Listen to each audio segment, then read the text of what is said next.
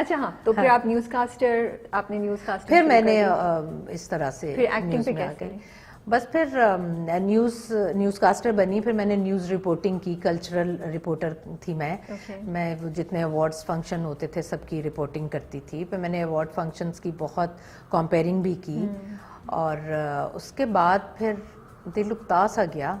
پھر میں شروع کی. ہاں, پھر میں اپنی وہ بوتیک بھی چلا رہی تھی, اپنی فیکٹری بھی. لیکن فیکٹری میں یہ ہوتا تھا کہ آپ ورکرز کے ساتھ ہے تو صبح میں نے ایک چادر لپیٹی اور چلی گئی.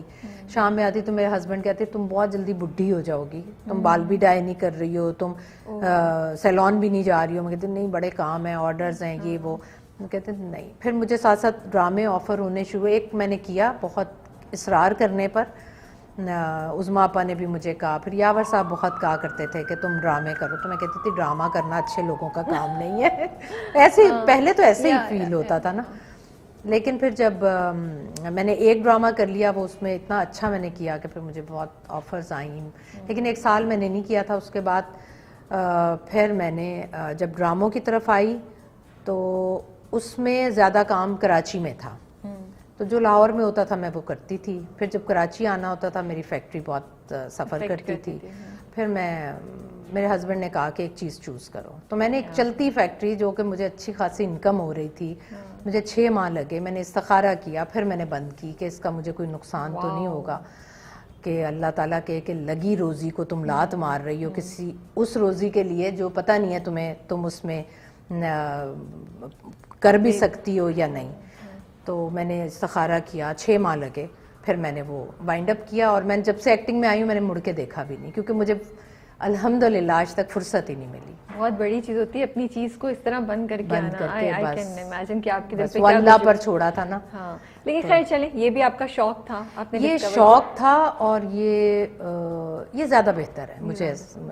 ہاں, لیکن اس میں نے بہت چیزیں بہت مس کی.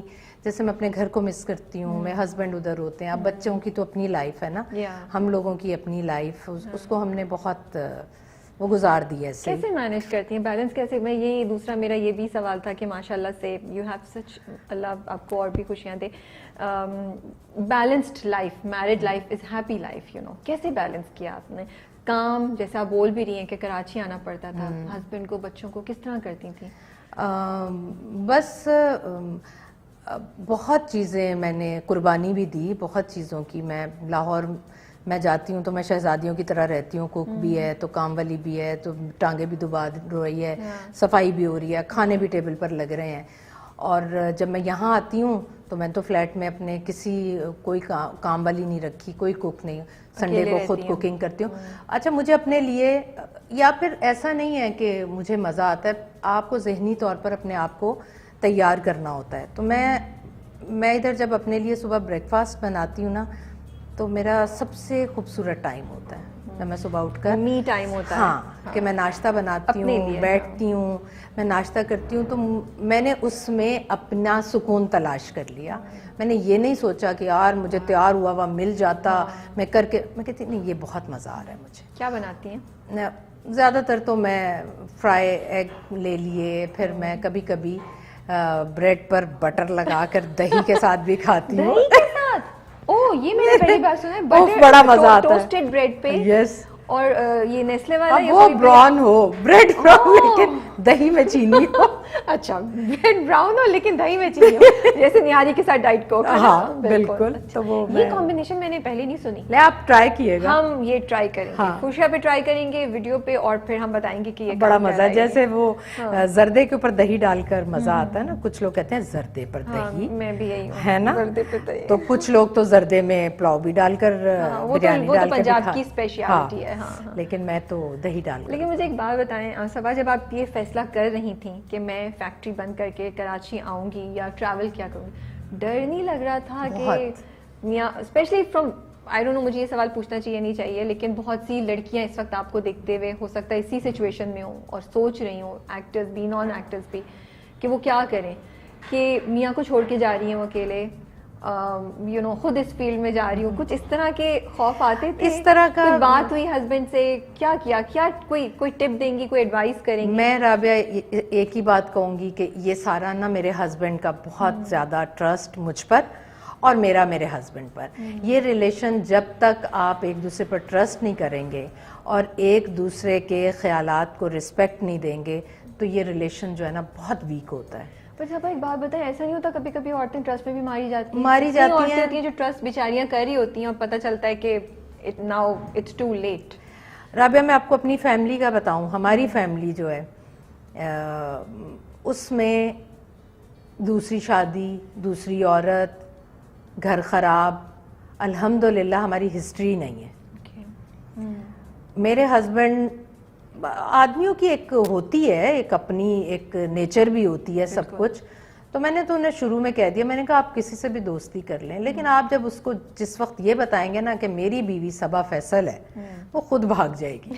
مجھے آپ پر نہیں, مجھے خود پر بڑا ٹرسٹ ہے. ماشاءاللہ, I love you for this. This is such a مطلب مزے کی آپ نے بات بولی, آپ نے پہلے سے ہی سیٹ کر دیا, سوچ بھی رہے نا تو پہلے سے بتا دو کمپٹیشن بڑا ہے, چلنے والا نہیں ہے, وہ کوئی آپ کے ارد گرد آئے گی نہیں. لیکن یہ خالی میں نے اس طرح سے نہیں بٹھایا کہ بھائی میں اپنے شوہر پر نظر رکھوں. میں نے ان کو کھانے کھلائے, میں نے ان کے, آج بھی میں جاتی ہوں ان کا پورا وارڈروب پریس کروا کے ری آرگنائز کر کے میں لاہور کراچی آتی ہوں. اور انہوں نے شادی میں جانا ہے, انہوں نے کسی ڈنر پر جانا ہے, وہ فون کرتے ہیں آج جانا ہے یا کل جانا ہے, میں انہیں کہتی ہوں رائٹ سائڈ پر جو دوسرا سوٹ ہے وہ آپ نے پہن کر جانا ہے, آپ کی ساکس وہاں پڑی ہوئی ہیں وہ پہننی ہے. وہ میرے مشورے کے بغیر وہ کہیں تیار ہو کر بھی نہیں کنیکشن. بالکل آپ نے وہ کنیکشن مینٹین رکھا ہے اپنا اور ان کا, بہت کہ ان کو آپ کی امپورٹنس اپنی زندگی میں فیل بھی اور چاہیے بھی, اور سیم وے فار ہم. دیکھیں عادت نہیں ڈالیں گے نا شوہر. لڑکیاں کیا کرتی ہیں شادی کے بعد, وہ کہتی ہیں ہائے ہمارا میکا چھوٹ رہا ہے, ہم میکے میں رہیں گے.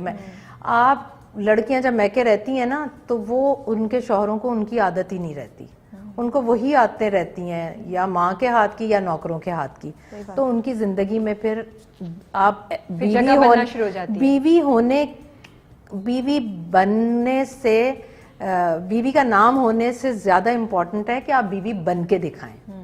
تو میں نے اس طرح کی بہت قربانیاں دی ہوئی ہیں, بہت زیادہ. یہ آپ نے بہت اچھی انفارمیشن شیئر کی ہے جو آئی ہوپ کہ جو لڑکیاں سن رہی ہیں. ہاں, لڑکیاں کہتی ہیں بھائی میں ناشتہ بناؤں کیوں, میں کپڑے استری کروں کیوں, میں اپنے میکے جا کے کیوں نہ بیٹھوں. آج کل یہ ہے. لیکن اچھا میری بیٹی بھی بہت آ کے رہتی تھی میرے گھر, میں نہیں بلاتی تھی لیکن آ کے رہتی تھی.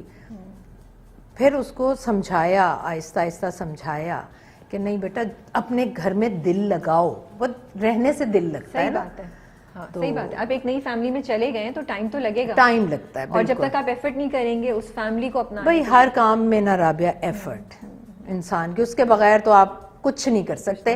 آپ کو پیاس لگی ہے نا, آپ کو گلاس کوئی لا کے رکھ بھی دے گا نا, آپ کو پکڑ کے پینا خود ہے. صحیح بات ہے, وہ کوئی نہیں پلائے گا آپ کو.